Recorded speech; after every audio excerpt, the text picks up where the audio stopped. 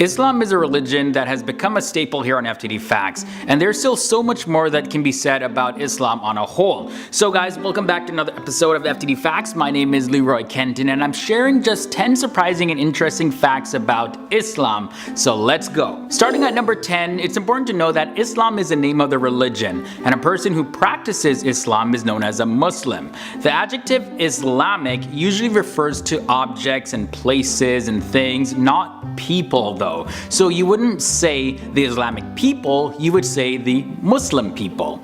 And the term Mohammedanism used to describe the faith we refer to now as Islam, but Mohammedanism is an outdated term and some find it to be very offensive. You'll often find that Muslims do not describe Islam as a religion. Islam is often referred to as a deen, which comes from the Arabic word for way of life. Muslims believe that Islam is more than just a religious belief, but it's a way of living in accordance with one's religious faith. The argument, however, arises given the use of the term religion. So to others, the word religion and the phrase way of life are exactly the same thing. But I just wanted to just mention that. All, if not most of you, have heard the term jihad. And in the Western world, the word has been misused to mean holy war. Now, the word jihad does not mean holy war. It actually means to struggle or to strive.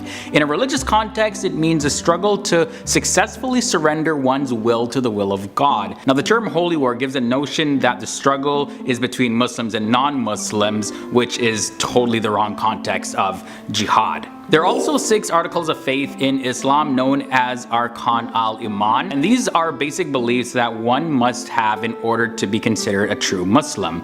There's a belief in one God, the belief in all the true prophets of God, belief in the original scriptures revealed to Moses, David, as well as the Prophet Muhammad. There's a belief in angels, belief in the day of judgment and the hereafter, and finally the belief in predestination by God, or in other words, fate. In relation to Christianity, you may have heard that Christianity and Islam are basically the same religion, right? Well, in the Christian belief, they believe that Jesus died for the sins of humanity, and that's completely foreign in the Islamic concept. So the two religions are not in agreement based on the central teaching there. Islam teaches that one day the day of judgment will happen and every person will be resurrected and will be accountable to God for every word or deed that they've done. So a practicing Muslim is always striving to be righteous while hoping and praying for God's acceptance. Whereas in Christianity, Jesus dies as a substitute for the sins of everyone that has lived in the past, present, and future. And because of that, people have the opportunity to even be considered righteous by God in the day of judgment. So two completely different fundamental central beliefs. Muslims also follow the lunar calendar or the Hijri calendar. The lunar calendar has about 11 days less than the solar calendar. Thus, every year, the months of the lunar calendar occurs 11 days prior to the previous solar year. There are 2 major holidays in Islam. There's Eid al-Adha, and that is at the end of the pilgrimage to Mecca, and Eid al-Fitr is at the end of Ramadan. And by the way, Ramadan is the 9th month of the lunar calendar, when it's believed that the Prophet Muhammad received the messages of the Quran. Another interesting fact is that Muslims had created a house of wisdom, Beit ul Hikmat in Arabic, and it was active during the 9th to the 13th centuries, where both Muslims and non-Muslim scholars sought to translate the world's knowledge into Arabic.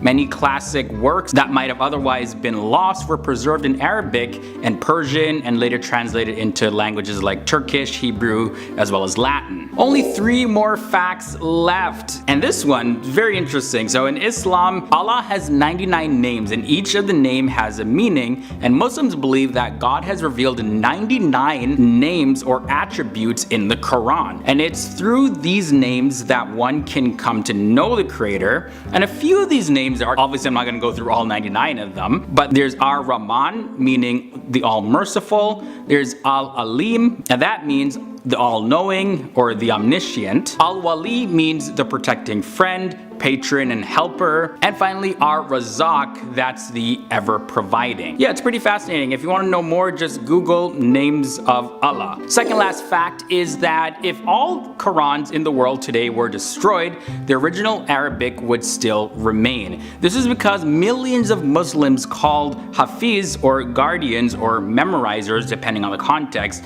have actually memorized the Quran letter by letter, word for word, from the beginning all the way to the end. As a matter of fact, all chapters from the Quran recited in each of the 5 formal prayers performed daily, those are done to keep it fresh in the mind of Muslims. And the 5 prayers are the Fajr, which happens at dawn, the Duhur, that's the noon prayer, then there's the Asr, that happens in the afternoon, Maghrib is the sunset, and Isha'a happens at night. Alright guys, so although the Arab world is often seen as the historical center and heartland of Islam, Arabs actually only make up 20% of the world's Muslim population. 30% of them come from the Indian subcontinent, and the rest of them live in Asia, outside the Middle East and the West. The country with the largest Muslim population is Indonesia, and that's home to 13% of the entire Muslim population